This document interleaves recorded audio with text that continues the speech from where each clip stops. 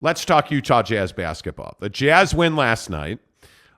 They sweep both games from New Orleans in this home-at-home thing, 2-game series that seems to be popular in the NBA these days. And Jordan Clarkson has 39 points while doing it. Are the Utah Jazz trading Jordan Clarkson? I think it's a really fascinating conversation because Jake and I were talking about it, and I know we've had this conversation 1,000 times, but is Jordan Clarkson a number one? Is Jordan Clarkson a guy where you're like, yep, that's our dude, he's number one? Is that a guy where you're like, yeah, he's our alpha? Because I don't think he's that guy. And I know that the Jazz are hesitant. A Jazz source telling me yesterday that the Jazz are not open for business on Jordan Clarkson and that it is doubtful that Ryan Smith would trade Jordan Clarkson, which, again, I say if you're Ryan Smith, you should stay out of the who should we trade business. You're not that guy, pal. Trust me. You're not that guy. And it's why Danny Ainge is here. But I think it's a really important question, Jake. If you're the Jazz, would you trade Jordan Clarkson? Yeah, I mean, I don't think that I would necessarily trade him like just for the sake of it or just because he's a high value guy on the roster. But again, I'm the guy that says, hey, if you want Jordan Clarkson, here's the price. You know, like if I'm going to trade Jordan Clarkson, I'm going to need a pretty heavy package because I think that this team uses him obviously on a nightly basis in a pretty heavy role. So if you're going to trade one of those guys that you're using heavily, then yeah, you're going to need to get a lot of value out of that. So to me, I've never been a big fan of saying, well, we'll never trade this guy, right, or this guy's untouchable, or this guy just isn't available, because it's just not true. I mean, if someone came to the Jazz and said, we'll give you LeBron for Jordan Clarkson, you're going to make that trade, right? Well, then that means he is available, but for a price. And so to me, it's like, no, the Jazz, I probably wouldn't be actively trying to initiate Jordan Clarkson trades. But if someone called me and had a decent trade package, I'd listen. You know, I would definitely listen, but I would probably try to get them onto somebody else. Yeah. That's what I would try to do. But again, this is the conundrum for the Jazz that they're going to find themselves in. Like, teams are going to call, and they're going to know what deal they want to do. And Danny's just going to have to decide, hey, do I want to do this deal or not? And, okay, yeah, great, you're calling me about this guy. Cool. This is what you would need to add to the package. This is what you would need to add to the deal for me to feel good about the package. By the way, yeah. Are you seeing do you see what stream? I think our software got updated. Yeah, I'm gonna say I think that's what look the at those issue. fades. Yeah, like, what is the story that's not here? Us. That's them. What is the story here? Okay. Wow. Okay. But if you look at Cinnamon Roll says, I live in Manila and Syracuse up in Davis County. Trade JC and I'm moving out of the state. Hey guys. Like, are you a fan of that? Like, I mean, what? I just don't know. Like, what is the commitment? Is it just that he's a fan favorite? Is it just that you love seeing him in the note? Or like, what is the...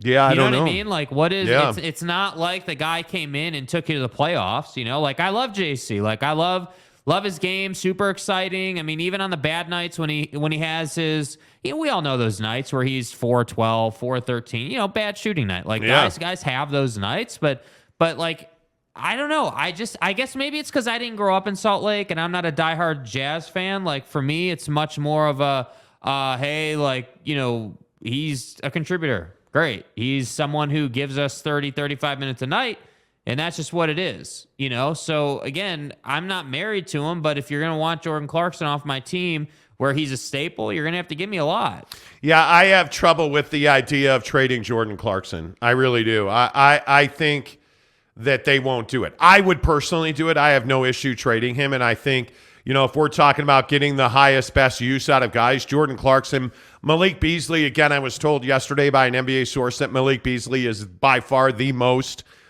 in-demand Utah Jazz man. And, I mean, obviously a lot of fans know that the Jazz have the number one bench scoring unit in the NBA, and who's their leading bench scorer? Well, it's Malik Beasley, and I totally understand that. But that doesn't mean that you hang on to Malik Beasley because when you're a team that teeters on the brink of 500 basketball, you get emotional about guys, right? So you don't do that. But I think the bottom line about this win last night and about this team in general is it's good to be a Utah Jazz fan again. I think if you go back to the summer and you think about all the consternation and the uncertainty, I mean, you have to be thrilled at this point. This team competes night in and night out. There are stretches where guys like NAW had a terrible night last night. He just did not play well. Jordan Clarkson, I tweeted at one point last night, you live by the Clarkson, you die by the Clarkson, because he tends to turn the ball over and he tends to get loose with his handle a little bit. But Jake, that's who Jordan Clarkson is, I think. And I think you live with that. I think Jordan Clarkson is the idyllic sixth man.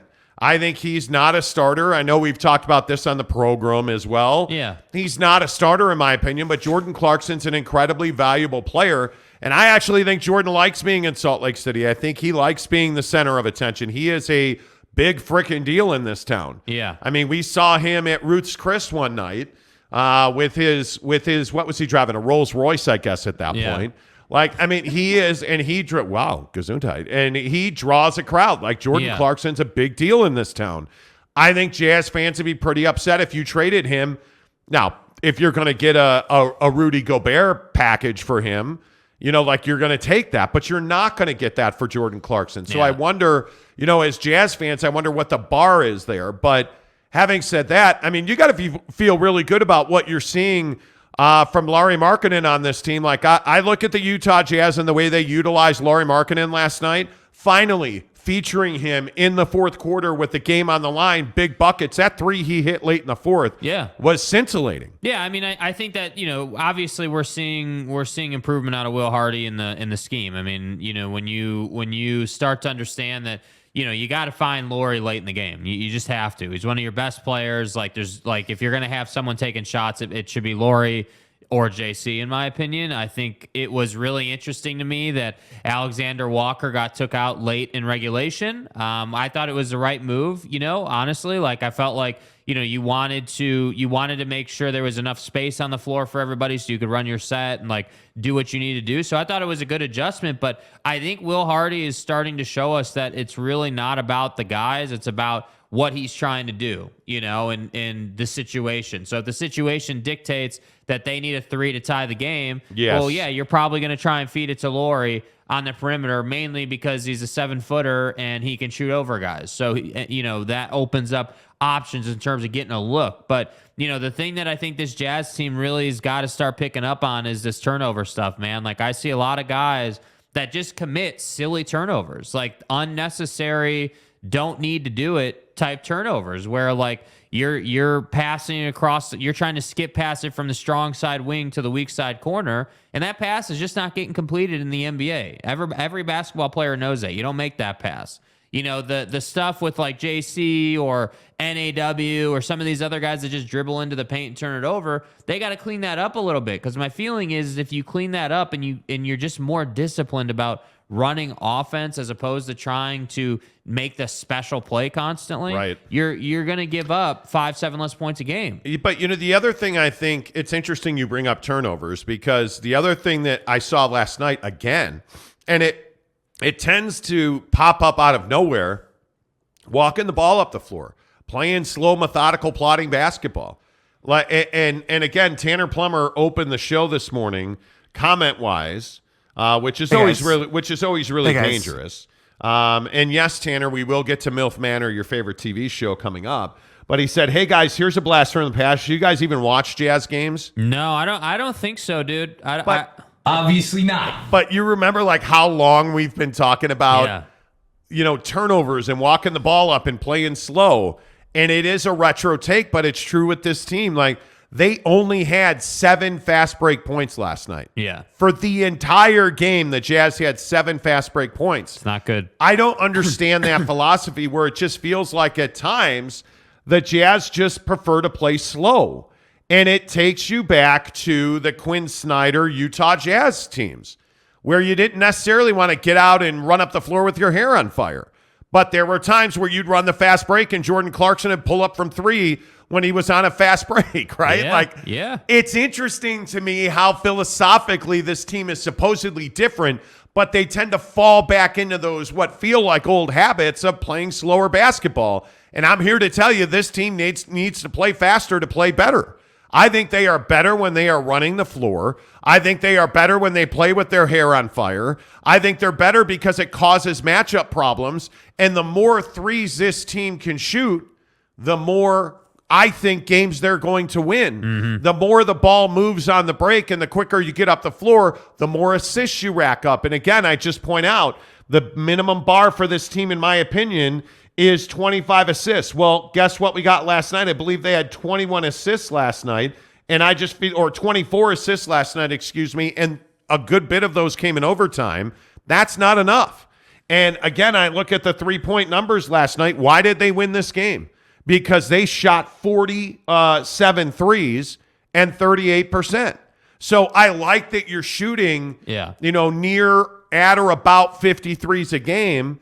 And listening to the Pelicans broadcast last night, it was absolutely demoralizing when those threes were going in. When you had Lauri Markkanen make that three in the fourth quarter, that was backbreaking for that team. Yes. So I think you got to play faster, you got to move the ball more, and you got to shoot more threes. Is this the dagger? Absolutely. And I just feel like sometimes you don't feel like the Jazz do that. It's weird. I think the other thing that needs to be said, and I completely agree with you, but I think something that really contributes to the inconsistency and pace of play is Mike Conley. When Mike Conley is out there, they usually have really consistent pace, where not to say that he's constantly just running them up the floor and they're constantly playing with their hair on fire, but there is this sense of, again, and it makes sense because it's Mike Conley. We all know what Mike brings to the floor. It's Mike. It's not Mike Conley. You just say, listen, I watch Holly Rowe on the Jazz broadcast, and she just says Mike. Are people myriad? And we just know that it's Mike Conley. That's pretty much self-explanatory. And she says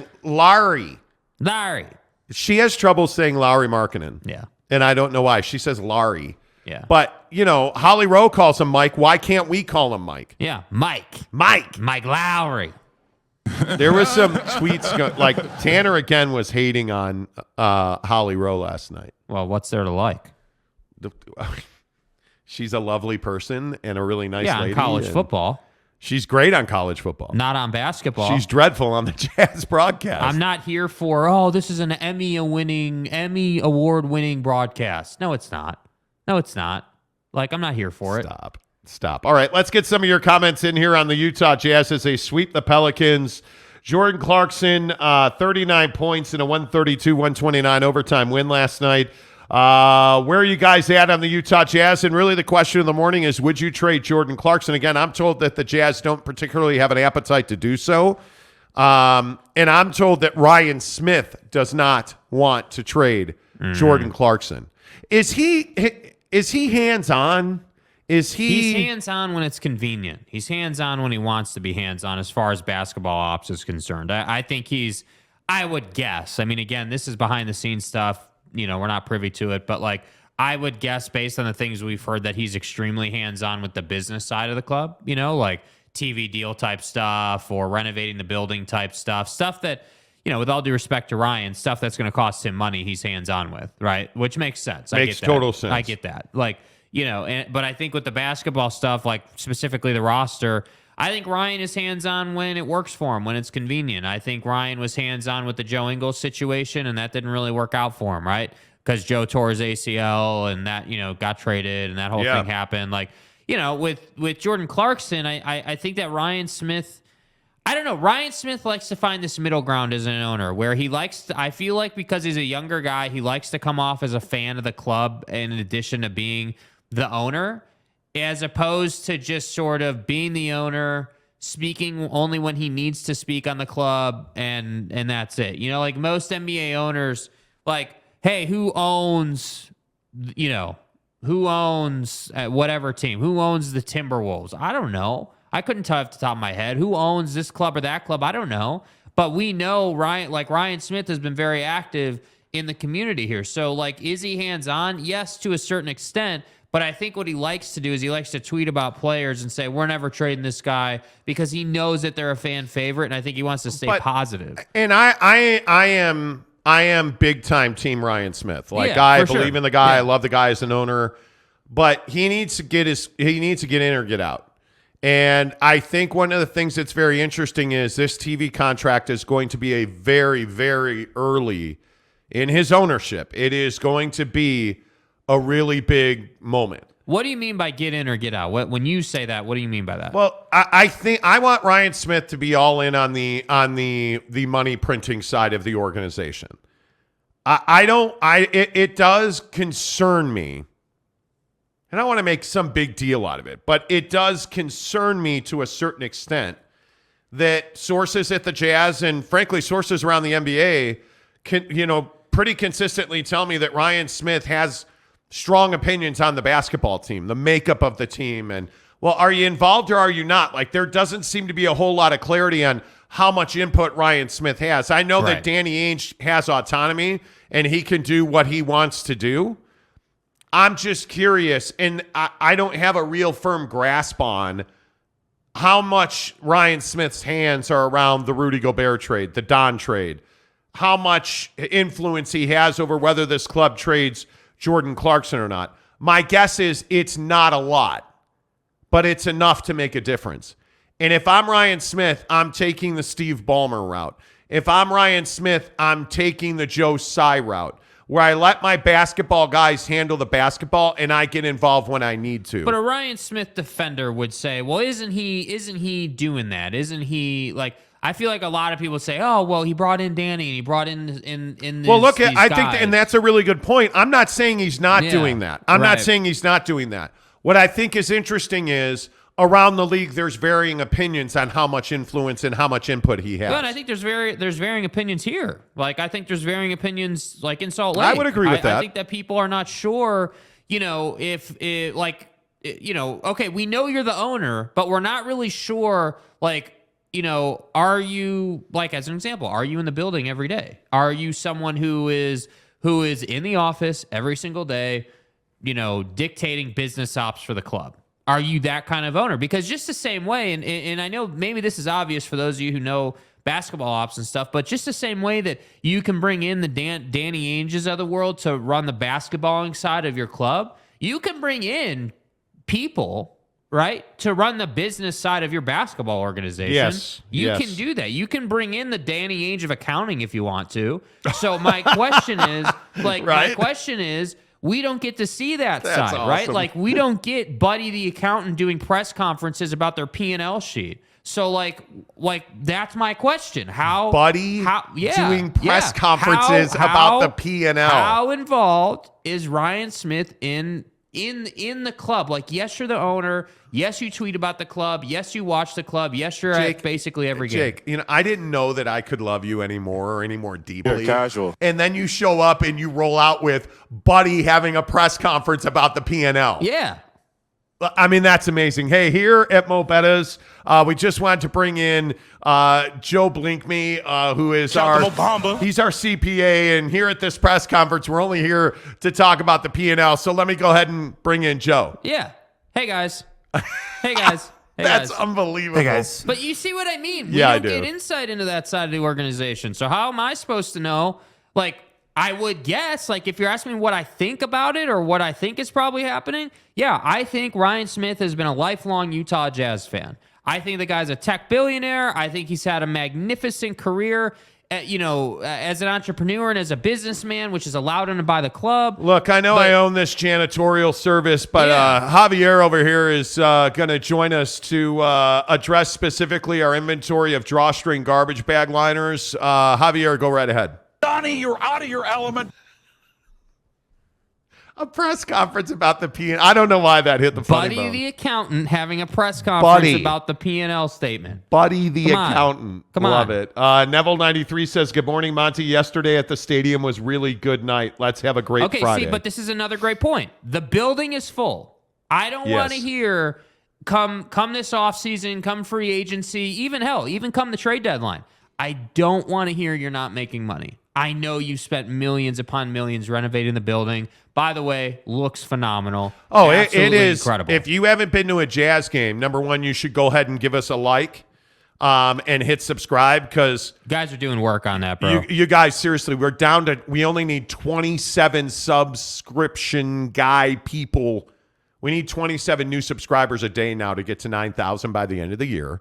So you guys have crushed that. All-time record on likes for one show is 260. I think that's what we said. 262. 262. Okay. So what are we at right now? What's the number? How we are looking? not at 262. Well, yeah. We are not at 262. We are at 30 likes on the dot. Okay. So if you are here, please do go ahead and hit that like button, because at 9,000 subs, we're going to take you +1 to a Jazz game to see the Cleveland Cavaliers. To see the renovated building. By the way, those tickets are going to be about $2,000. We were looking at tickets yesterday because we're getting closer. We need the money. Yeah. But give us a thumbs up and a like. If you haven't been to a Jazz game this year, you're missing out. I mean, what Ryan and the club have done with the building for the All-Star game, the new Jumbotron, we were in the Toyota Club, but all the different clubs, the seating, the entertainment, the concourse, the food, the beverage, it is a spectacular venue. It is a great place to watch a basketball game. I agree with you. The revenue stream, especially with the building being full, and again, I'm just going to tell you, I'm into the black and yellow uniform. Yeah, I am into the black and yellow uniform. I am into the new Jazz logo. I like the simplicity of it. I hate the white uniform. Don't ever wear it again, please. But because it's garbage. The black and yellow, I'm into it. The yellow, I'm getting into it. Yeah, I'll never get into the white. Honestly, the purple speaks for itself. Yeah, they had the mountain on last night. Yeah. It's all right. I don't love this incarnation of the purple. Dude, my point just is that you're making money. The club is making money, and if you want to say, okay, buddy, the accountant's telling us we're digging out of some debt. Okay, I get that. I can respect that, but I guess I just don't want to hear that, hey, we brought in Danny Ainge, we went through this rebrand, we weren't very good for 2 years, and now we don't have a lot of money. Because that's just not true. Yeah. I just don't buy that. Yep. Let's see. Gage Carter says, good morning. Love to see the Jazz overcome a 13-point deficit to win an OT, something I don't think in years past they would have done. Kurt Myers says, good morning. Great win for the Jazz. Jaron comes off the plane in New Mexico in an ankle boot. Yeah, Kalani as much said he's not going to play. Kurt Myers also says, Tanner, unfortunately, I listen to on the Jazz app because, as you know, the Jazz are tanking for Volkswagen. Sorry, I thought you said the Jazz were tanking for Volkswagen. Yeah, who doesn't want a Passat? The point is, you're the guy, you're the one who listens on the Jazz app. And then Tanner, of course, ripped David Locke, which I don't understand. Right. Because David is David. I mean, he is a unique voice. David Locke does good work for what he's asked to do. Yeah. It's not like I love the assertion that, David Locke doesn't do this well or do that well. Dude, he works for the club. He's doing what they're asking him to do. It's very simple. Anthony Cornell says, someone explain to me why John Collins is so much better than Vando. Also factor in the fact that he's making literally half and why this makes sense of a good trade. Vando has more heart. You have no idea what John Collins' heart is. See, this is what don't go too far. Yeah. If you don't like John Collins, okay, cool. That's fine. But what gives you the right to question his heart? Yeah. The guy plays hard. Right now, by the way, he's still hurt. And by the way, the teams he's been on have been to the playoffs multiple times. Yeah, I think John Collins is a guy that I really like. I mean, he's averaging 12-7 and an assist a game. He shoots 48% from the floor.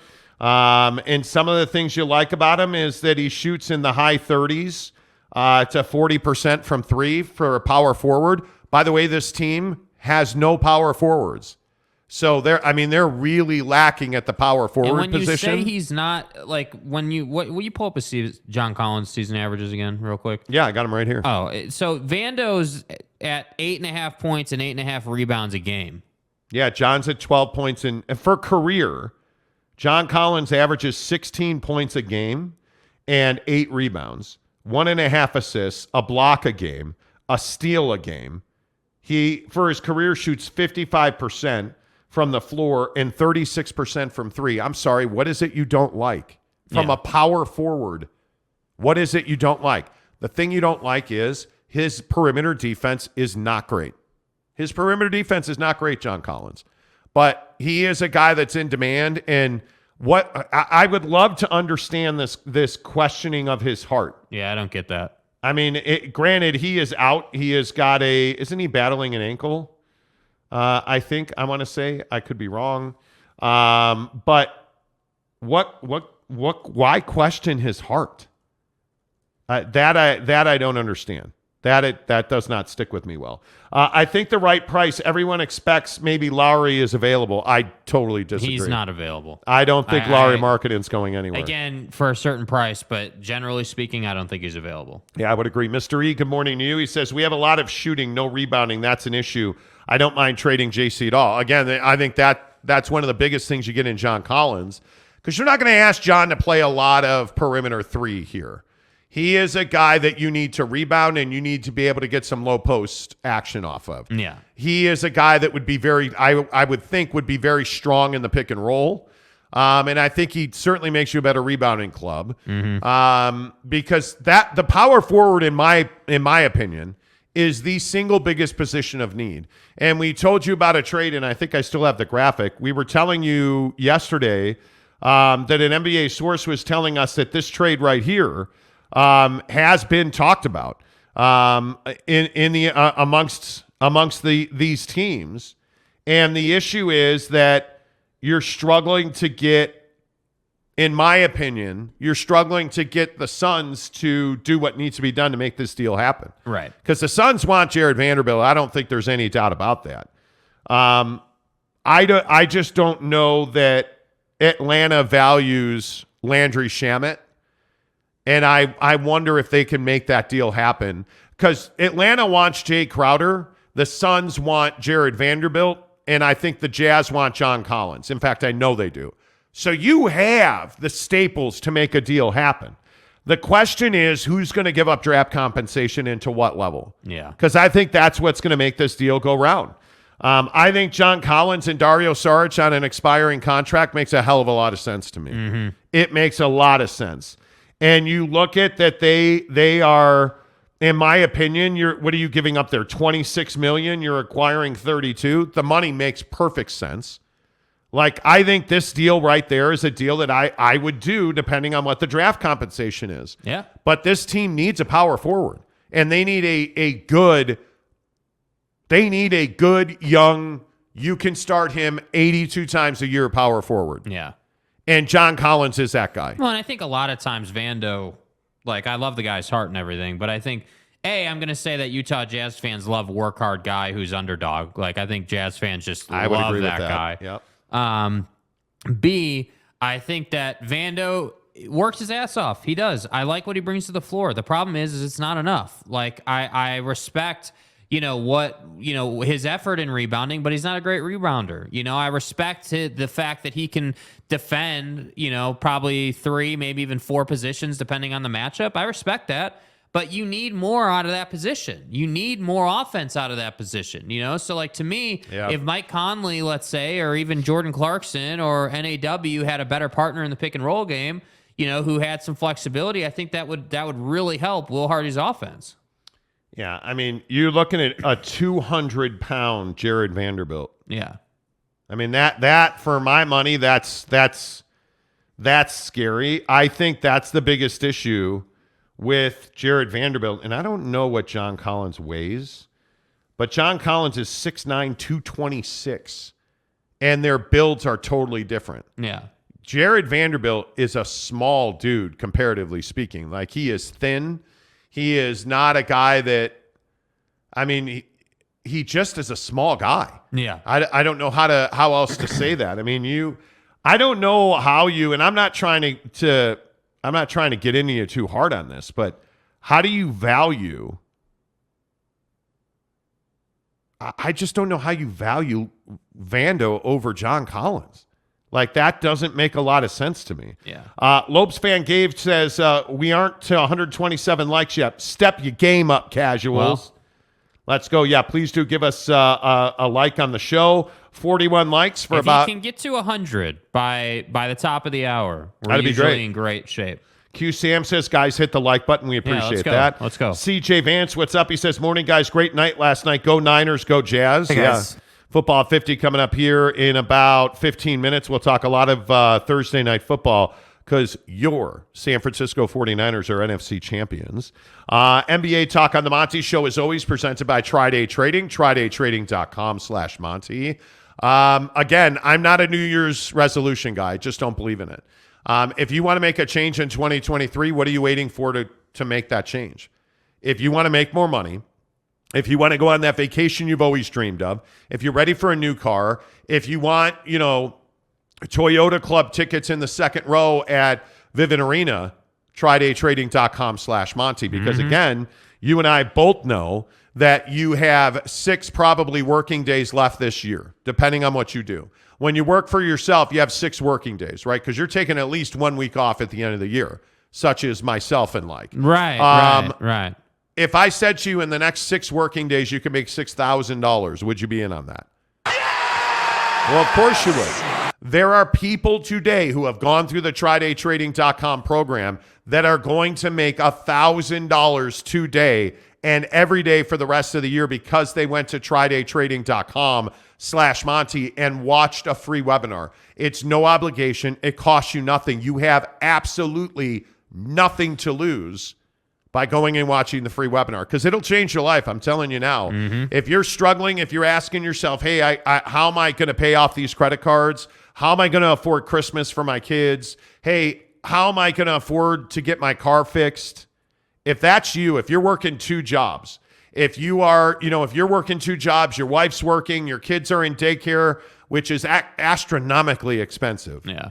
tridaytrading.com/Monty. Work 1 job, be home for the holidays, take the last week or 2 of the year off every single year, go to the sun and the sand, go up to the mountains, do you by going to tridaytrading.com/Monty. Stop chasing that paycheck that's the drug employers give you to make you forget your dreams. Go watch a free webinar at tridaytrading.com/Monty. All right, let's get some of your thoughts in here. Jeremy Severe says, this sounds heartless, but when it comes to the business of sports, take emotion out of decisions if you want to win championships. True. It's true. Brilliant. I mean, it's just true. Absolutely brilliant. I agree 100%. I'm going to say this again. Tanner, I'm fine with the Jazz trading anyone if that means that they're going to win a title eventually. Are we all on board? What's your confidence level right now on the Jazz winning a championship? I'm telling you they will compete for, and I think win a championship in the next 5 seasons. Within the next 5 seasons, I believe the Utah Jazz will win an NBA championship. I think they have all the assets in place. I think they are remarkably upgraded from last year and really the last 3 years as far as finances go, salary cap go, roster flexibility, trade assets, draft assets. I think you have human assets. I think you have trade assets. You have an owner that's committed to winning. I like where they are a lot. I really do. BB, good morning to you, friend. He says, I think we have too much bench, guys. Sometimes consolidation is good. We still have a lot of depth, almost too much. I think you have got to improve depth at positions now. Like, I look at the point guard spot. Is Mike Conley going to be here a year from now? My guess is I would say 75% not going to be here. Yeah. I think next year, Colin Sexton's your starting 1. I think Jordan Clarkson comes off the bench as your 6th man. You've got to add quality guard play on this roster, right? So that's 1 for me. But I absolutely think your weakest position on this roster right now is power forward. Yeah. I think it is something that is a huge problem. It was shocking the other night on, Tuesday night, to see them dominate the glass against New Orleans was shocking because that's just not who the Jazz are. I could make the argument they're one of the worst rebounding teams in the Western Conference. And that's on a night-in, night-out basis. This team needs 2 legit power forwards. Yeah. John Collins would be an awesome start to that, in my opinion. I think in the next 5 years, this team wins a championship. Absolutely. Yeah. In my opinion. Anthony Cornell says, please prove wrong about Lauri. I said he was good on your before Euroball. Again, just saying, where were you then? Or was that going out on a limb? I don't really understand what I you're have talking no about idea what there. you're talking about, my guy. Yeah. Let's see. People that jump on the hype train say what you say until we get a guy like Lauri. Just saying. Attached is stupid to describe building a smart team that is not overpriced. Oh, I don't know, like who? I don't I don't really understand what you're getting at here, man. Yeah. Anthony Cornell, you need to kind of succinctly put all of that into one comment. What do you mean? I don't think anybody wants to trade Lauri Markkanen. Yeah.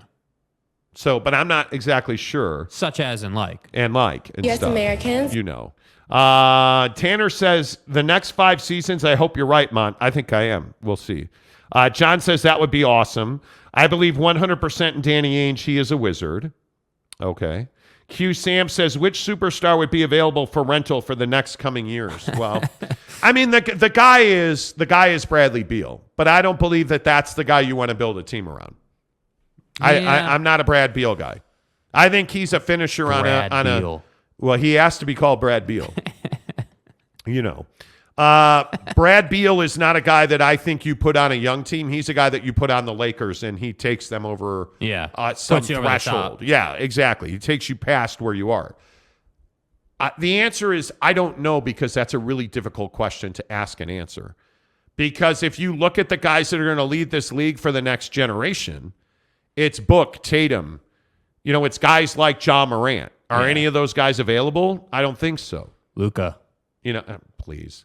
Stop. Why do you say hurtful things? What do you mean? Why do you say hurtful things? Why was that hurtful? Because Luka's a cock. I agree, but You know. he's still one of the best scorers in the league. Samwan Lot says Biolinic. Yeah, Okay. probably. You know.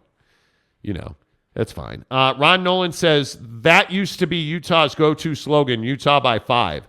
Oh, that was the University of Utah, and it was win by 5 points. NBA championships for the Jazz in 5 years. Oh, my God, LOL. Well, you can disagree. You know, I don't know why that seems so outrageous for people. I think people aren't used to winning in Utah. That's what I think. I think people don't have faith. Do Utah Jazz fans, especially, you know, if I'm 49. If you're my age, you remember the Jazz and the Bulls, right? If you're Jake's age, you're about to turn 29 on Sunday. Happy birthday, by the way, fat ass. Thanks. Thank you. You're yeah, welcome. thank you. I'm excited for your birthday. I mean, you're totally blowing me off tomorrow. Right. You know, Jake Right. Jake is choosing the girl he broke up with over FaceTime over me, which is fine. You know. Right. Right. So I won't spend time with you for your birthday, which is fine. It's okay. But anyway, the point is, you're 29. I don't think you have any frame of reference on Stockton and Malone. You have no idea what kind of player Jeff Hornacek was, because it just isn't your lifetime.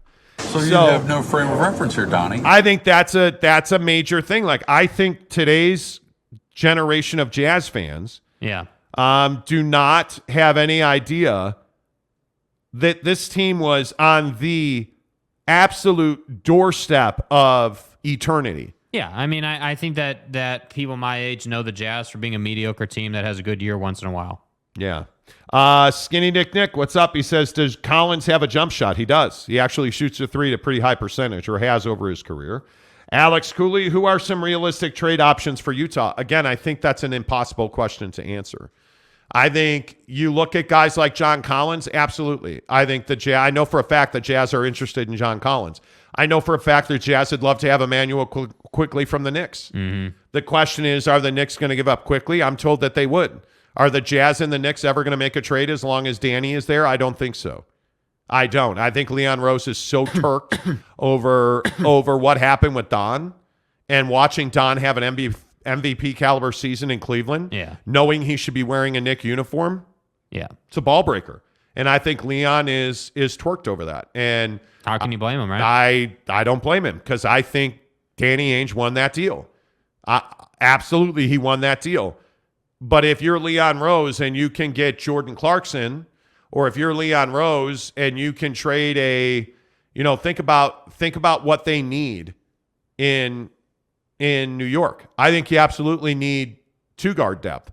If you can, is RJ Barrett somebody you want to trade for right now? I'm not interested still. I'm not an RJ Barrett guy, right? Yeah.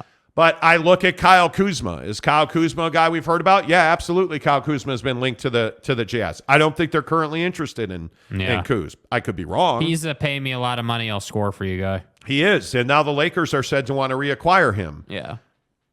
I think it's very difficult. I mean, I hear I talk to a lot of NBA guys on the regular, and I hear a lot of different names. Yeah. I hear a lot of different names. Well, that's the trouble. Like the Jazz are a team that have to put 3-team trades together to make things work. And I think that. Well, I think in today's NBA, 3-team trades are really vital. I mean, bigger trades require, unless you're going to get a haul and you're trading a boatload for a boatload, Cleveland, Rudy, I think it's very difficult to make 1-for-1 swaps.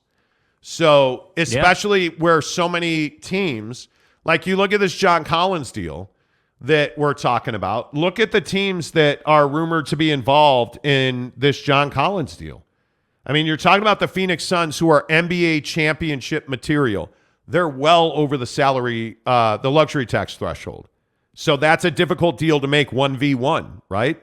They cannot take on salary.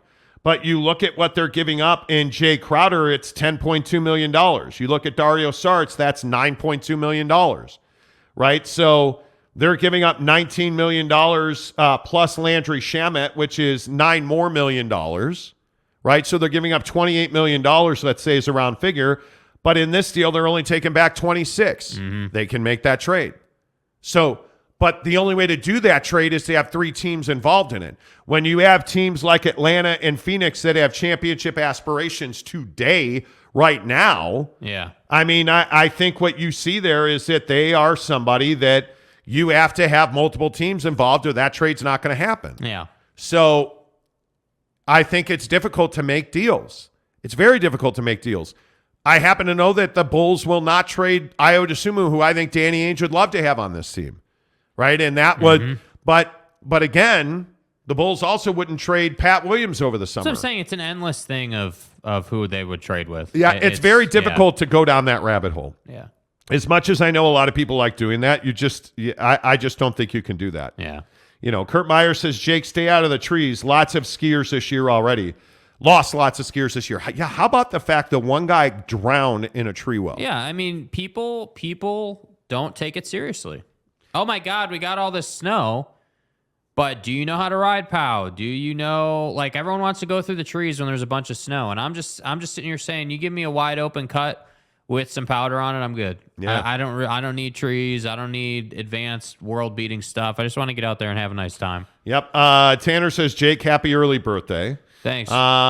Kurt Meyer says, I really hope the Jazz don't become the NBA supermarket. Don't screw up a great young and veteran team. This is not a great young and veteran team. Yeah. See, Kurt, I love you, dude, but that's one step too far. This is a good, not great at anything team.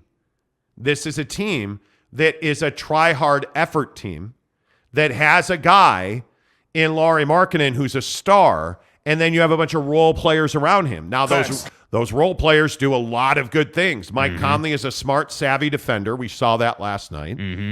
You look at Jordan Clarkson. He is as good as he is bad. When he turns the ball over, makes dumb passes, gets caught in the air with nowhere to go with the ball. But then he also drops 39 points and hits a critical fadeaway in overtime. Is this the dagger? You have Malik Beasley, who I love the guy. Yeah. But he's shooting 43% from 3. You got to trade that guy. Yeah, but the more he shoots like that from 3, the more I'm asking for. I got to be honest. Like his the value guy is huge. Yeah, I mean, I need at least a first round and a player for Malik Beasley. Yeah, and I think there's a lot of teams in this league that want Malik Beasley. Yeah, first rounder, and a 6-man caliber player to go with him.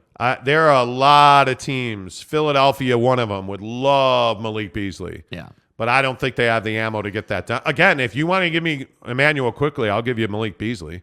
But that's not a fit in New York, I don't think. Or, you look at, I think he's a Western Conference player. Truly, I believe that Malik Beasley is a Western Conference player.